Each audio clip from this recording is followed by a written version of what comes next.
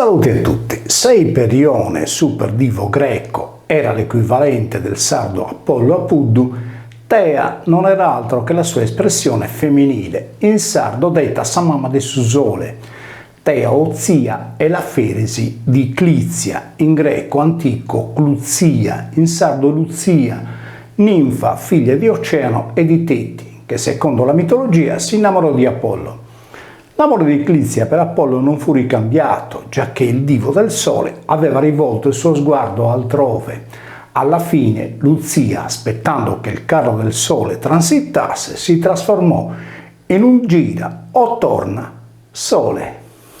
Nella linguistica antica solitamente la consonante sorda iniziale che precedeva la liquida, in questo caso la C che anticipa la L, non veniva pronunciata e serviva per rafforzare la stessa liquida L, per cui la parola greca glutia diventava luzia. Il termine luzia deriva chiaramente da luce ed è sinonimo di lucchia, vale a dire di aurora. Il cognome Luzzu è predominante nella Sardegna nord-orientale insieme ai vari Lucche o Locche.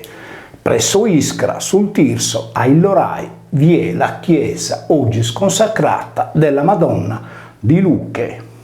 Clizia quindi rappresentava nella mitologia il sole che si rifletteva sulla stessa divinità. Nella realtà Luchia impersona il 13 di dicembre, giorno delle Idi, in Sardoidas, ovvero sia il momento in cui la luna piena compie il suo ciclo annuale e si presenta nel cielo con la sua nuova veste di luminosità. Luchia Luzia è quindi la nascita della piccola luce.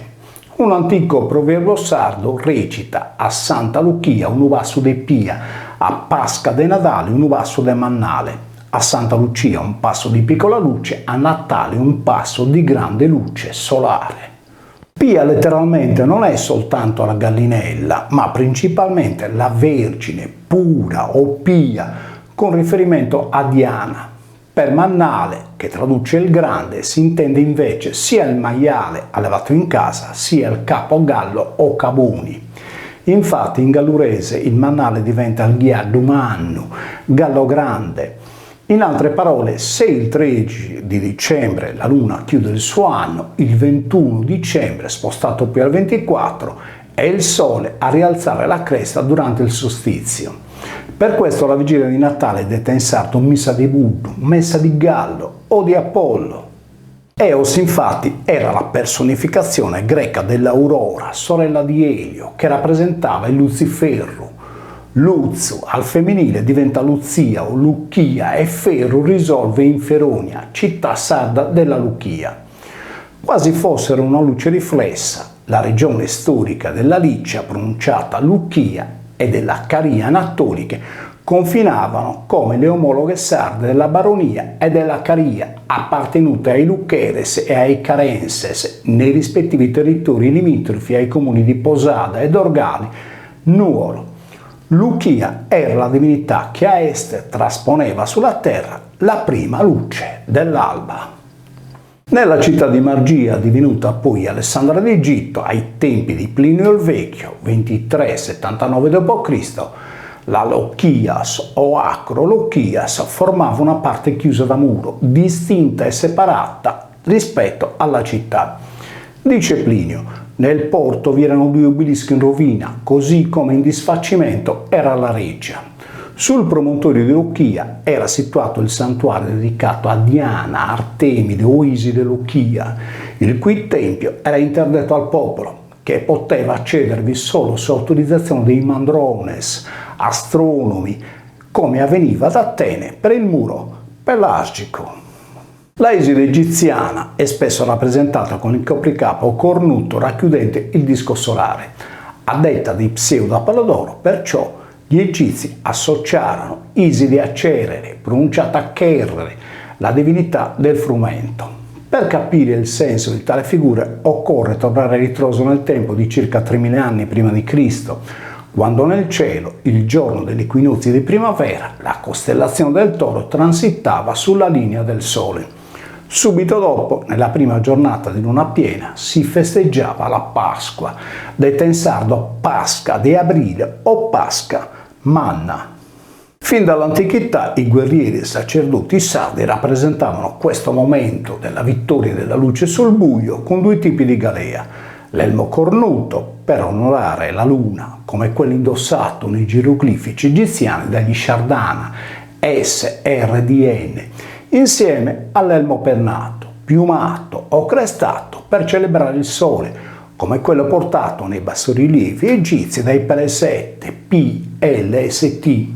I comandanti sardolibu legavano, facevano discendere lateralmente nei cappelli due trecce, forse a imitare il gallo faraone, simili a quelle dei giganti di Monte Brama. Nella guerra persiana condotta da Dario I nel 480 a.C. contro i greci, dice Erodoto, i lici Luceres indossavano sulla testa berretti ornati da un diadema di penne, similmente ai sardolibu egizi. I Luceres sardi avevano trasposto la loro alba Luchia in regioni italiche, quali la Lucania, attuale Basilicata, e in decine di altri luoghi. Ad esempio, la piana sotto l'abitato di Rebecu o di Re Ariete è dedicata a Santa Luchia.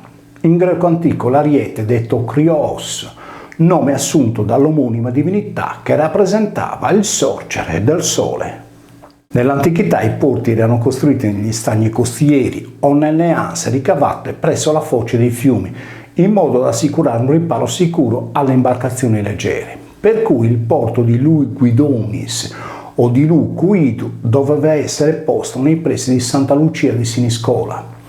Nella mitologia Teia o Tia era sposata a Iperione, il quale rappresentava il sole nascente a oriente.